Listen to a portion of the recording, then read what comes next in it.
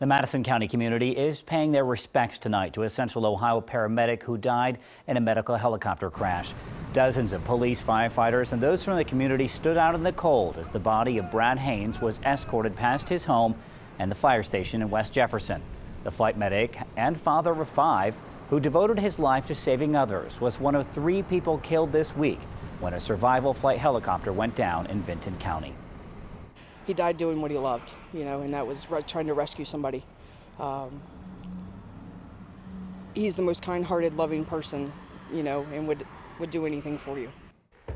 Family and friends will gather on Monday in London to say their final goodbyes. A second medical helicopter company now confirming they also turned down a request to transport a patient from a hospital in southern Ohio to Columbus.